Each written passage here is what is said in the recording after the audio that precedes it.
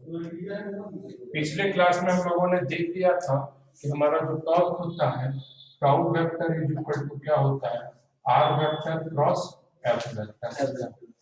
ठीक है, आर कहलाता है उस पॉइंट का पोजीशन वेक्टर जहां पर ओरिजिन से यानी जिसके अबाउट पर फोर्स लगा रहा है, और एफ क्या हो गया, फोर्स।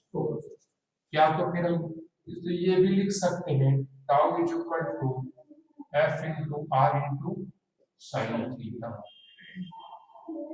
सर आर बड़ा देना छोटा देना कोई प्रॉब्लम नहीं, चलो मैंने बड़ा लेकर के किया है तो अपन बड़ा ही लिख देते हैं, समझे, वैसे कोई प्रॉब्लम नहीं। ठीक है, आर हमें पोजीशन वेक्टर पता होना चाहिए, ये पता होना चाहिए। अब थीटा, अब देखो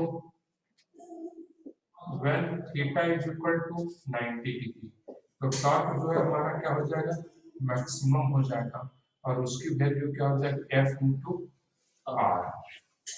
जैसे 90 से कम होगा तो वो उससे कम हो जाएगा, मैक्सिमम नहीं रहेगा, मिनिमम तो 0 डिग्री पर होगा। जैसे कि मान लो ये लेंथ एल है, ठीक है, नहीं ये एल आर, ये लेंथ आर है, रॉड है जिसका लेंथ आर, हम इसमें फोर्स इस पॉइंट के ऊपर लगा रहे हैं, तो यहाँ पर जो इसका टॉर्क होगा वो मैक्सिमम टॉर्क आने की घुमाने वाला टॉर्क जो होगा, ठीक है, टॉर्क होगा और मैक्सिमम होगा, वो टॉर्क हो जाएगा एफ इंटू आर। और देखो आर का डायरेक्शन इधर है, नीचे की तरफ है, तो ये एंगल यहाँ कितना बन रहा है, 90 डिग्री, एफ आर साइन 90, तो टॉर्क इज इक्वल टू क्या हो जाएगा, एफ इंटू आर। ठीक है, तो टॉर्क इज इक्वल टू क्या हो जाएगा, एफ इंटू आर। समझ में आ रहा है? ठीक है, दूसरा आता है हमारा, यहाँ पे देखिए ये वेल यही से लिख दे, कोई problem, when theta is equal to 0 degree, जब theta is equal to 0 degree होगा तो टॉर्क हमारा क्या हो जाएगा, 0। ठीक है, देखो अब ऑब्वियस सी बात है, क्या आप किसी भी रॉड को, रॉड का ही एग्जांपल ले लें सिंपली, क्या आप किसी भी रॉड को, ये आर लेंथ का है, तो क्या किसी भी रॉड के ऊपर जब फोर्स लगाइएगा, रॉड को यहाँ से इस डायरेक्शन ऐसे करके जब आप फोर्स लगाइएगा, तो क्या ये रॉड को आप घुमा सकते हैं, क्या आप इस तरीके से रॉड को घुमा सकते हैं, नहीं घूम सकता। घुमाने के लिए हमें कैसे करके फोर्स लगाना पड़ेगा, ऐसे करके कुछ लगाना पड़े। तो इस कंडीशन में क्या है, जब कभी भी जो पॉइंट जो रहता है फोर्स का डायरेक्शन, फोर्स जो है उस पॉइंट से होकर के क्रॉस करता है, जिस पॉइंट पर वो क्या हो, हिंज्ड हो, तो उस कंडीशन में क्या होता है, किल्कित बिंदु, ये जो पॉइंट कहते हैं हिंज्ड पॉइंट जो है, इसको इंग्लिश में बोलते हैं हिंज्ड पॉइंट, और हिंदी में बोलेंगे किल्कित बिंदु, यानी जहां पर कील लगाया गया है।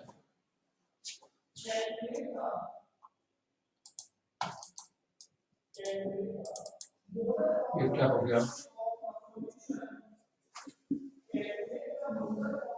किल्कित बिंदु। ठीक है, ये क्या हो गया, हिंज्ड पॉइंट यानी कि किल्कित बिंदु हो गया। ठीक है, तो ये जो है जब कभी भी फोर्स जो है किल्कित बिंदु से होकर के गुजरता हुआ अपीयर होगा, तो उस समय हमारा टॉर्क क्या होगा, 0 होगा। यहाँ पर देखो फोर्स का लाइन जो है क्या किल्कित बिंदु से कभी होकर के गुजर सकता है, नहीं गुजर सकता है। तो यहाँ पर लिखेंगे जब भी फोर्स की रेखा या फोर्स लाइन, बल रेखा, अब बल रेखा यहाँ पर लिखेंगे, जब भी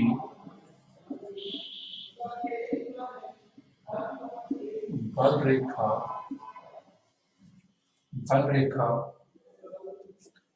किल्कित बिंदु से होकर गुजरेगी,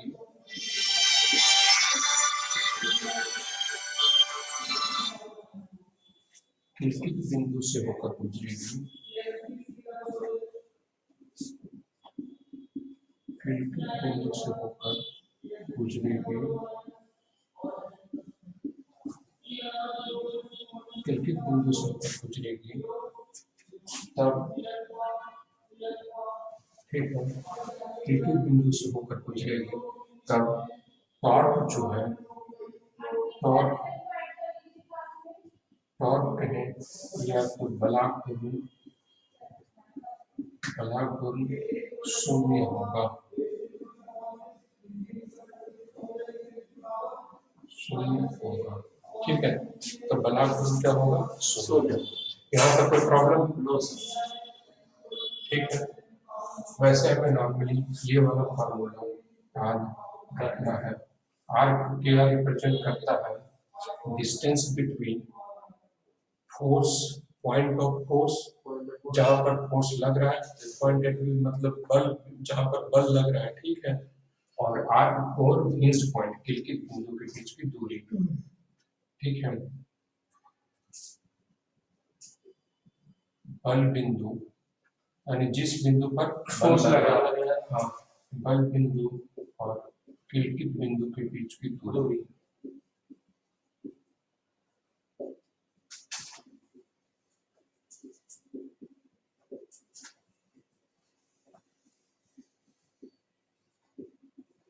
ठीक है, अब यहाँ पर बात आता है, फाइनली इतना सब कुछ समझने के बाद हम ये लिखते हैं कि टॉर्क इज इक्वल टू क्या हो गया?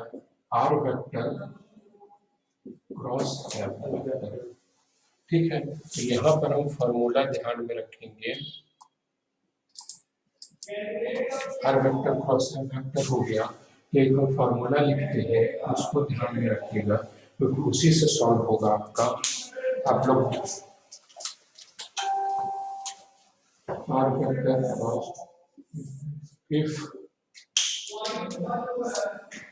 if a vector is equal to axi cap plus ayj cap plus az k cap and b vector is equal to bxi cap plus byj cap plus z k cap।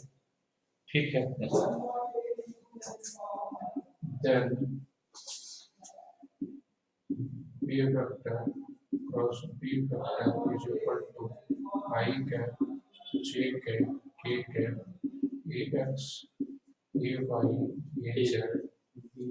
bx by z। इसका determinants आप लोग को solve करने आता होगा। ठीक है, तो फिर मैं बता चुका हूँ। ठीक है, चलिए यहाँ तक नोट डाउन कीजिए, यहाँ तक चलिए फटाफट नोट डाउन कीजिए।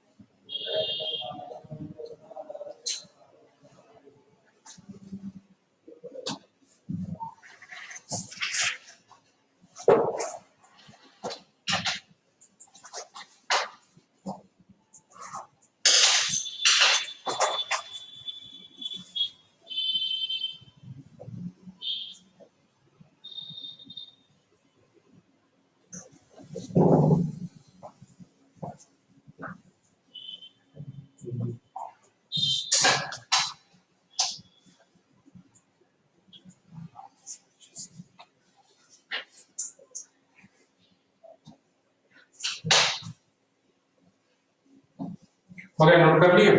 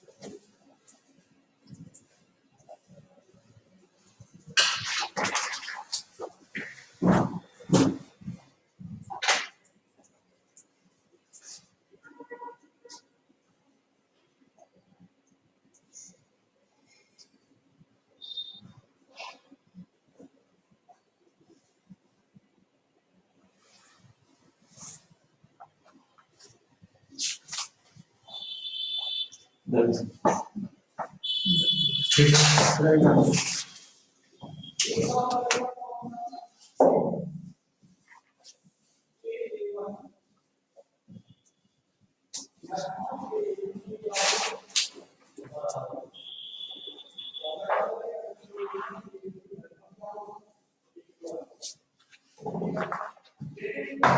अब समझने की कोशिश कीजिएगा। जैसे कि हमारे पास क्वेश्चन दिया हुआ है, ठीक है, क्वेश्चन बोल रहा है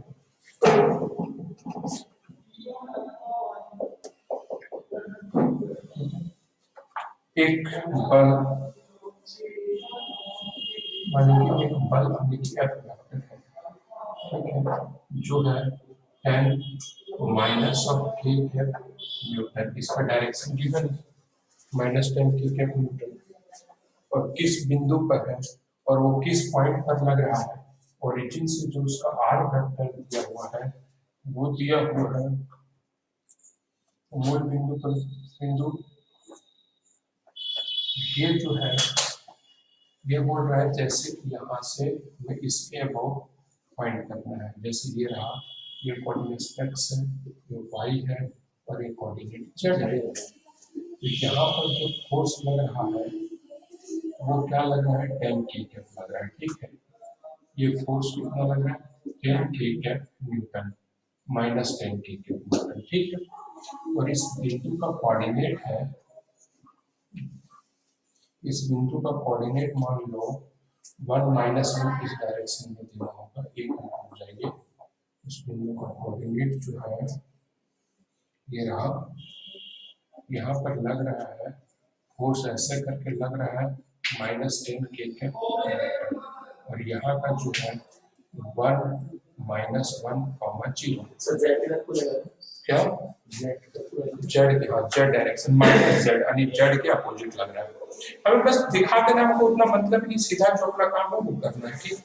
ठीक है, इससे हमें फाइंड करना है बलागुर मूल बिंदु के सापेक्ष, मूल बिंदु यानी इस पॉइंट के सापेक्ष, मूल बिंदु के सापेक्ष ज्ञात कीजिए।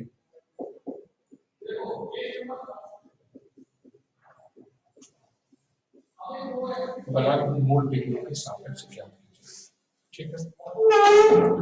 तो सबसे पहले हमें फाइंड करना पड़ेगा यहाँ पर r वेक्टर, ये r वेक्टर क्या होगा, तो हम आर वेक्टर क्या होता है आप सबको बता चुके हैं वेक्टर में x2 माइनस x1 आई क्या प्लस y2 माइनस y1 जी क्या प्लस z2 माइनस z1 के क्या। तो यहाँ वाला 2 और ये सेंटर वाला 1, तो R vector is equal to हो जाएगा ये 1 माइनस 0, 1 माइनस 0 आई क्या minus 1 minus 0 minus 1 plus minus 1 minus 0 जे के प्लस 0 माइनस 0 ठीक है। तो यहाँ पर R vector is equal to हो गया 1 आई के और ये माइनस 1 जे के।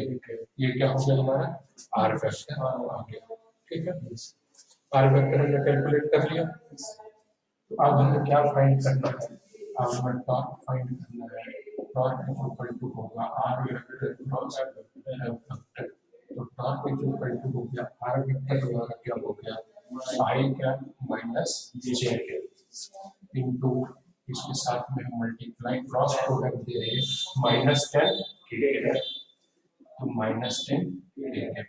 तो टाउ इक्वल टू क्या होगा -10 तो हो ही के बाहर। अब देखो के कैप डॉट आई कैप क्या होगा नहीं।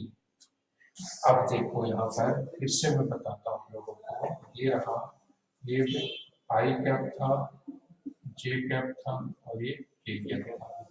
ठीक है, तो यहाँ से हमने कैलकुलेट किया था, मैं इसे हटाता हूँ बारे में। इधर तो कुछ बाकी नहीं किसी का लिखना। तो आप लोगों को हमने बोला था जब क्लॉक वाइज इस एंटी क्लॉक वाइज चलेगा तो पॉजिटिव होगा। तो हमने बोला था I cap cross J cap K cap, I cap cross J cap is equal to K cap, J cap cross K cap I cap is equal to I cap, K cap cross I cap J cap is equal to J cap. और जब उल्टा कर देंगे I cap cross K cap तो क्या हो जाएगा, और जब उल्टा चलेगा तो माइनस लेंगे। जैसे के cap cross J cap minus के क्रॉस जे कैप क्या हो गया minus I cap, J cap cross I cap minus के cap, I cap cross K cap minus J cap. ठीक है, तो यहाँ हो गया -10 लिख दिए बाहर, और के आई cap cross K cap, I cap cross K cap क्या है माइनस ऑफ जे कैप। तो यहाँ क्या हो गया माइनस ऑफ जे। ठीक है, -10 बाहर है तो प्रॉब्लम ही नहीं है। यहाँ आई कैप क्रॉस के कैप क्या है माइनस ऑफ जे। फिर देखेंगे जे cap cross K cap, J cap cross K cap I cap होता है, लेकिन यहाँ का माइनस है, तो क्या हो जाएगा minus I cap I cap. कोई प्रॉब्लम है? और यहाँ से माइनस निकाल लो, यहाँ से माइनस निकाल लेंगे हम, तो tau vector is equal to हो गया 10 i cap plus j cap newton metre. ठीक है, 10 i cap plus j cap Newton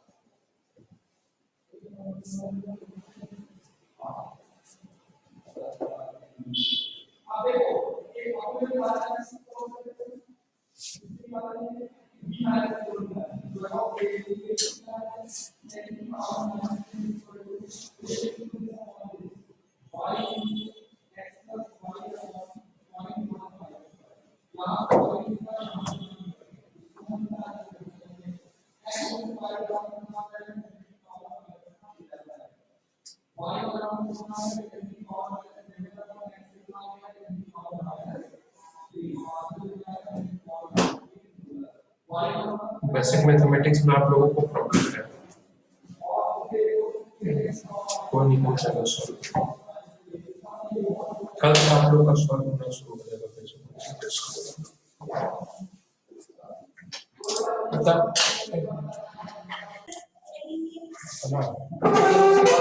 बताते हैं कि ये ऐसे ही ऐसे ही उसी तरह से बताते हैं। सर एक मिनट किनारे वाला ऐसे कर दीजिए।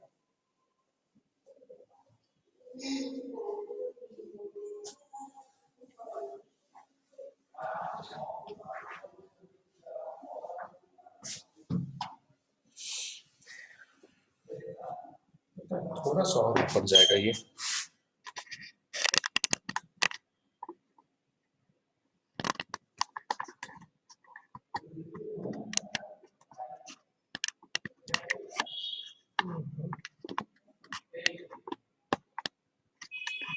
जितना सही करने का कोशिश कर रहे हो उतना और खराब हो रहा है। कनिका नोट हो गया?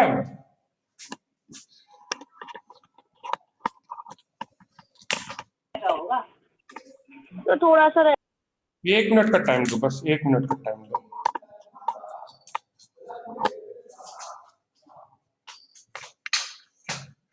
एक मिनट का टाइम दो, मैं ठीक करता हूँ। सर देखकर और डाल दें। अरे सब आ जाएगा, वही उसी का तो क्या बोल रहा हूँ। ऑनलाइन क्लास सब आ जाएगा।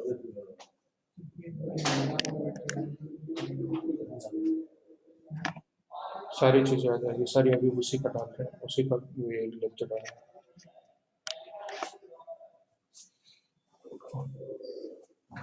अब सही है।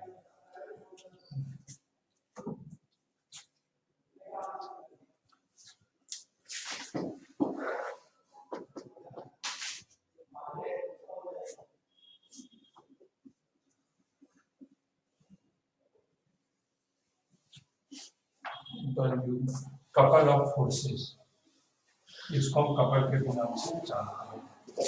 हाँ ठीक है, कपल ऑफ फोर्सेस। देखो जब कोई भी बॉडी हो, कपल मतलब नाम पता चल रहा है, जोड़ा, ठीक है, तो यहाँ से डिफाइन हो रहा है जोड़ा मतलब कि फोर्स का जोड़ा, ठीक है, और भी सेम मैग्नीट्यूड का फोर्स जब अपोजिट डायरेक्शन में लग रहा हो, जैसे ये रहा, एक यहाँ पर एक फोर्स इस डायरेक्शन में लग रहा है F, और सेम अमाउंट का फोर्स इस डायरेक्शन में लग रहा है F, तो इस कंडीशन को हम क्या कहेंगे? कपल ऑफ फोर्सेस, ठीक है, कपल ऑफ फोर्स कहेंगे। सर दोनों एक ही पॉइंट पर जाएंगे? एक पॉइंट पर नहीं लगेंगे, अलग अलग डायरेक्शन में लग रहे हैं, दोनों अपोजिट डायरेक्शन में लग रहे हैं, ठीक है, अलग अलग ये पर, तभी कपल का फॉर्मेशन होगा। दोनों के बीच में कुछ गैप रहना चाहिए, कुछ रहना चाहिए दोनों के बीच में गैप। ये तो सिंपल सा डायग्राम है, थोड़ा सा तिरछा लेकर के बनाते हैं तो ज्यादा अच्छा रहेगा। एफ इधर लग रहा है और यही फोर्स सेम इस डायरेक्शन में लग रहा है, ठीक है, और इन दोनों के बीच का डिस्टेंस हमें क्या दे दिया डी, लेकिन ये परपेंडिकुलर डिस्टेंस नहीं है। तो परपेंडिकुलर डिस्टेंस हम कैसे लेंगे? ये ठीक है, समझ में आ रहा है? तो परपेंडिकुलर डिस्टेंस, तो मान लो ये एंगल जो है फोर्स लाइन के दोनों, ये एंगल अगर थीटा है तो एक रुक जाइए, इन दोनों फोर्सेस का एक थोड़ा सा डायग्राम से बनाने दो, नहीं तो बहुत क्रिटिकल हो जाएगा। सिंपल सा डायग्राम लेके देखते हैं, जैसे कि ये रहा, ठीक है, ये रहा एफ, यहाँ फोर्स दिया हुआ है, यहाँ पर है, और एक एक्स डायरेक्शन यहाँ से यहाँ पर ले लिया है, ठीक है, इन दोनों। लेकिन अब देखो ये तो हमें तो ये दिख रहा है कि इन दोनों पॉइंट के बीच में लग रहा है, लेकिन हम क्या करेंगे, फोर्स के बीच का परपेंडिकुलर डिस्टेंस इस लाइन को वैसे एक्सटेंड कर देंगे, ठीक है, तो ये जो डिस्टेंस होगा ये हमारा क्या होगा, perpendicular distance, R perpendicular distance में दोनों फोर्सेस के बीच का। अगर यहाँ पर ये एंगल जो है, एंगल हम कह सकते हैं डिस्टेंस और इसके बीच का एंगल जो, अगर ये फोर्स इधर जा रहा है और डिस्टेंस इधर से आ रहा है, देखो इधर फोर्स ये है और डिस्टेंस ये है, ये एंगल अगर थीटा है, फोर्स और डिस्टेंस के बीच का एंगल, ये एंगल थीटा है, ये भी एंगल थीटा होगा, और ये दोनों के बीच का गैप डी है, तो आर परपेंडिकुलर क्या हो जाएगा, डी साइन थीटा। तो यहाँ पर सिंपल हम लिखेंगे कि जो कपल होगा, कपल भी एक तरह का टॉर्क है, और वो होगा फोर्स इनटू एफ इनटू दोनों फोर्स के बीच में, दोनों बल के बीच की लंबवत दूरी। हाँ, दोनों बलों के दोनों बलों के दोनों हाँ दोनों समान बल के, तो किस सेम बल लगेगा, दोनों समान बल के, अभी कुछ एक्स्ट्रा नहीं लिखा है, भाग रहा हुआ तो बीच की लंबवत दूरी। सर लंबा दूरी तो हाथ परपेंडिकुलर हो जाएगी। हाँ हाँ, लंबवत दूरी आर परपेंडिकुलर ये हो जाएगी डी साइन थीटा, ठीक है। लंबवत दूरी यानी यही होगा टॉर्क, यानी जिसको हम टॉर्क कभी कभार कपल भी कहते हैं। इंग्लिश में इस टॉर्क को, ये टॉर्क है, लेकिन इस टॉर्क को हम किस नाम से जानते हैं, कपल के नाम से जानते हैं। इधर हटाता हूं मैं, तो यहाँ पर जो है एफ इंटू दोनों बलों के बीच की लंबवत दूरी, ठीक है। तो यहाँ पर हो जाएगा tau is equal to force into दोनों बलों के बीच की लंबवत दूरी कितनी है, डी साइन थीटा, ठीक है। या तो सिंपल लिखेंगे tau is equal to force into R perpendicular, ठीक है। ये क्या हो गया, ये देखो, ये इस डिस्क को अगर इधर लग रहा है, ये डिस्क को इधर घुमाने की कोशिश करेगा, ये भी इधर घुमाने की कोशिश करेगा, तो दोनों क्या है, सेम डायरेक्शन में घुमाने की कोशिश कर रहे हैं, समझ में आ रहा है। तो पहले इसका डेफिनेशन लिखिए, जब दो समान हेडिंग लिखिए बल युग्म या कपल ऑफ फोर्सेस,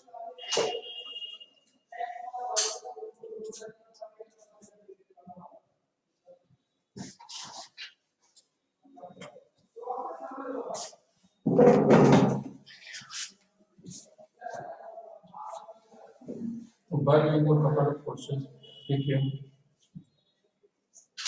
जब दो समान परिमाण के बल, थोड़ा अपने लैंग्वेज में बता दें। हम बता दें, जब दो समान परिमाण के बल, परिमाण यानी कि मैग्नीट्यूड, परिमाण परिमाण परिमाण, जब दो समान परिमाण के बल भिन्न बिंदुओं पर भिन्न बिंदुओं पर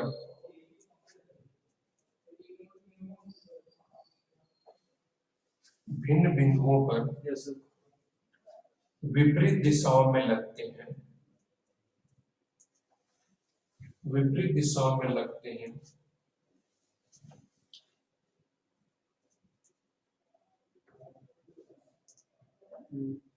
तो वे एक बल युग्म बनाते हैं।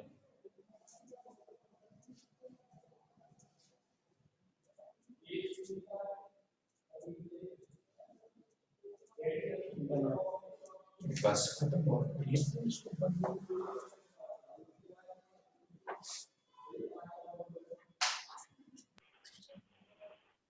सब विपरीत दिशा में लगते हैं। बल युग्म मानी कपल,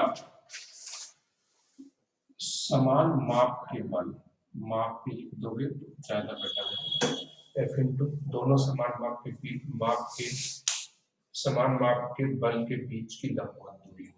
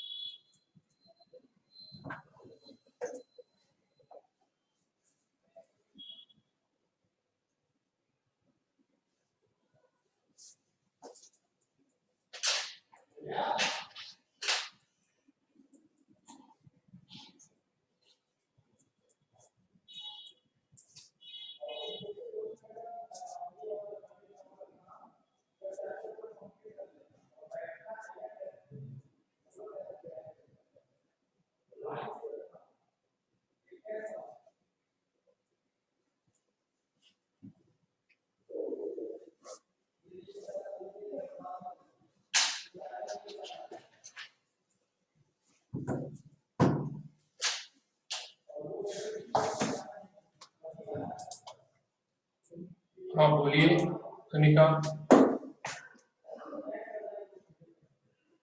मैसेज किए थे आप इसमें। सर आपने जो थ्योरी बोली है, फिर से बोलना है।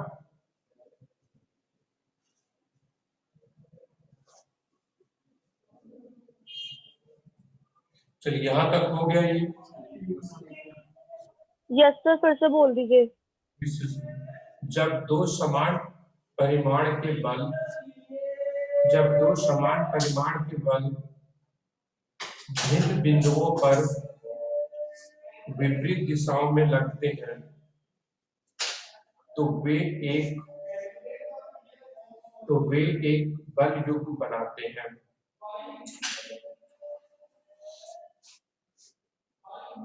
बल युग्म बनाते हैं।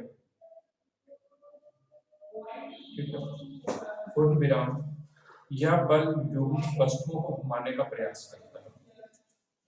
ठीक है, कपल हमेशा बॉडी को क्या करने का कोशिश करता है? रोटेट करने का कोशिश करता है। ठीक है, चलिए अब नेक्स्ट जो हमारा है वो है घूर्णीय साम्यावस्था और रोटेशनल इक्विलिब्रियम।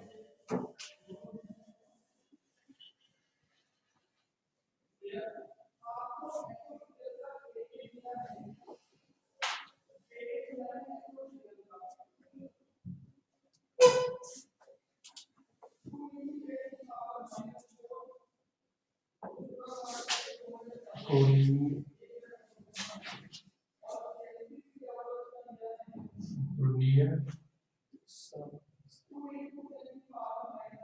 साम्यावस्था और फिर रोटेशनल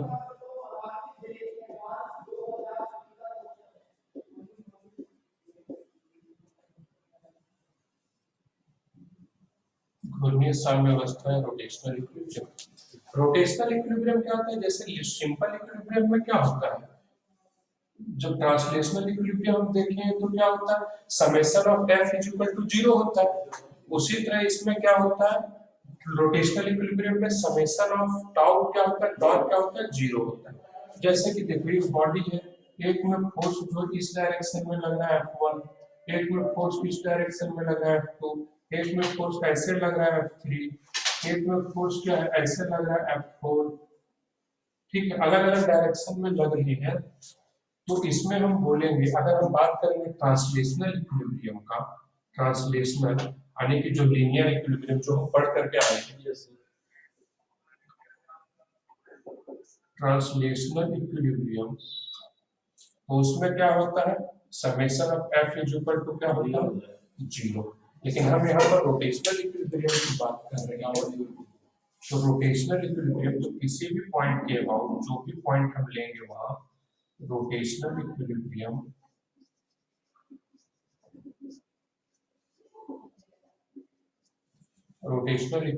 में वो क्या हो जाएगा, summation of tau is equal to 0। जितने भी टॉर्क जो होंगे नेट, जैसे अगर इस पॉइंट के बाउंड ले रहे हैं, यहाँ से परपेंडिकुलर डिस्टेंस करके लिखेंगे या नहीं लिखेंगे, जो जिस डायरेक्शन में घूमेगा नेट टॉर्क हमारा क्या होना चाहिए, 0। ठीक है, नेट टॉर्क क्या होना चाहिए, 0। ठीक है, यहाँ तक चलिए नोट डाउन कीजिए, फिर आगे चलते हैं। इस वाले का थोड़ी आता है रोटेशन ना, उतना नहीं आता, लेकिन वो एप्लीकेशन होता है ना, इसलिए तो हो रहा है ये जगह पावर डालेगा। हां फिर इसमें स्टेप हो गया वो तो समझ गए सही नहीं। नहीं तो समझ गए ना, फिर वाला सब बढ़िया हीरा है ये राइट इंसान ही है तो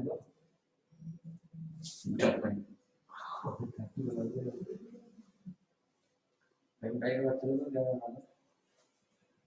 हमारी इतनी बात ना भाई ये काफी बार होता है यार मैं काम छोटी छोटी बातें कर रहा हूं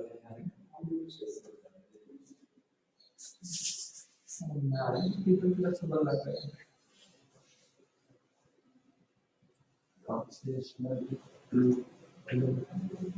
summation of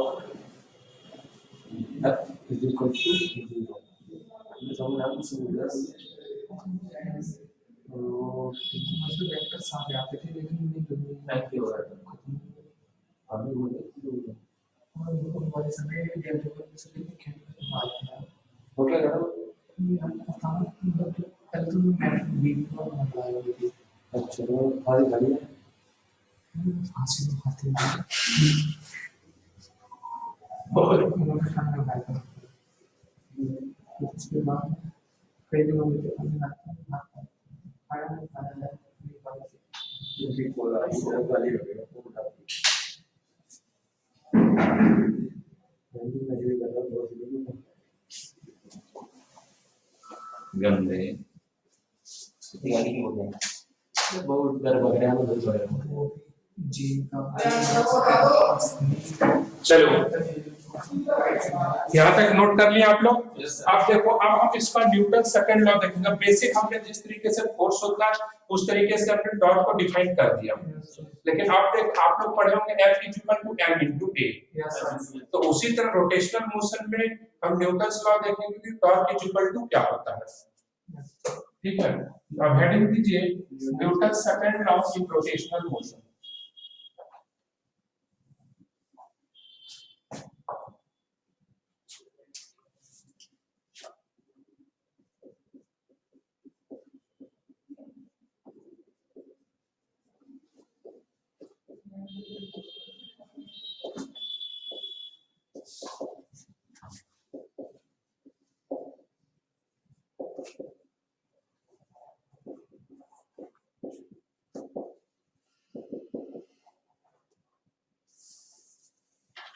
Newton second law घूर्णन गति हम लीनियर मोशन में जानते हैं। हम लीनियर मोशन में क्या जानते हैं Newton second law?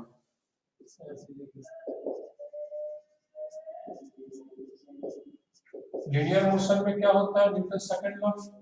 F vector is equal to क्या होता है m इनटू a। ये देखो, ठीक है। आइए हम सिंपल से बोल दें, मैग्नीट्यूड वाइज देखते हैं F is equal to m into a। इस चीज को हम लोग अच्छी तरह से जानते हैं। तो अब हम यहाँ पर न्यूटन सेकंड लॉ में फोर्स की जगह पर रोटेशनल मैकेनिक्स में क्या पढ़े हैं? रोटेशनल मोशन में हमने क्या पढ़ा है? फोर्स की जगह पर इसको किससे रिप्लेस करते हैं वो देखिए। रोटेशनल मोशन में हमने क्या पढ़ा है? फोर्स को किससे रिप्लेस करेंगे? टॉर्क से। मास को किससे रिप्लेस किया हमने? मास की जगह पर क्या आया था? मोमेंट ऑफ इनर्शिया, जड़त्व बल। ठीक है, और एक्सीलरेशन रोटेशनल मोशन में ये क्या होता है? अल्फा। अल्फा से रिप्लेस करते हैं तो यहाँ पर जो आता है वो हमारा आता है tau is equal to I into I alpha. ठीक है, tau is equal to I alpha. Linear motion का केस में आता है tau is equal to I alpha. ठीक है, यहाँ तक चीजें समझ में आ रही है। तुरंत मोमेंट ऑफ इनर्शिया लिखेंगे, अल्फा लिखेंगे और क्वेश्चन को क्या करेंगे? सॉल्व कर देंगे। जैसे यहाँ पर फोर्स होता है, आगे बताएंगे, फोर्स होता है rate of change of momentum, उसी तरह से यहाँ पर जो टॉर्क होता है rate of change of angular momentum. ठीक है, संवेग में परिवर्तन, संवेग में परिवर्तन की दर को क्या कहते हैं? फोर्स कहते हैं। और इसी तरह टॉर्क क्या कहेंगे? तो घूर्णन संवेग चलेगा। दर को हम क्या बोलते हैं? टॉर्क बोलते हैं, टॉर्क बोलते हैं, बलाघूर्ण बोलते हैं। ठीक है, tau is equal to I alpha. तो अब देखो हम आई और अल्फा लिखने के लिए कैसे कैसे हम यूज करेंगे, उसके क्वेश्चन को समझने का कोशिश करते हैं। ठीक है, इन सारी चीजों को समझते हैं। ठीक है, चलिए चलो जैसे कि देखो एक एग्जांपल सॉल्व करते हैं। ठीक है, यहाँ कॉन्सेप्ट ऑफ एटोड मशीन, यहाँ पर देखो ये जो है, अब इसी को हम एप्लीकेशन अप्लाई करते हैं। ठीक है, जैसे कि एक एग्जांपल ले लो, इस टाइप का क्वेश्चन आप लोगों ने सॉल्व किया होगा।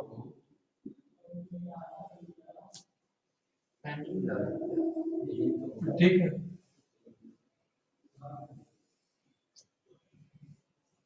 इसका मैं इक्वेशन लिखने के लिए सिखाऊंगा। ये m1 है, इधर ये क्या होगा? किसको बड़ा ले लें? कैपिटल है सर M1 को लेकर M1 is greater than M2, ठीक है, M1 is greater than M2, ठीक है। अब M1 is greater than M2 है, लेकिन पहले हम क्या लेते थे कि ये पुली मासलेस और फ्रिक्शनलेस रहता था, अब मासलेस नहीं है और इसमें फ्रिक्शन भी है। तो चले हाँ, सारी चीजें हैं इसमें, समझे, कुछ भी नहीं अब यहाँ पर। और इसका मोमेंट ऑफ इनर्शिया क्या दे दिया, I दिया हुआ है। तो अब क्या होगा ये देखो, M1 is greater than M2 है, तो इसका फ्री बॉडी डायग्राम बनाएंगे। तो ये पर देखो, ये क्या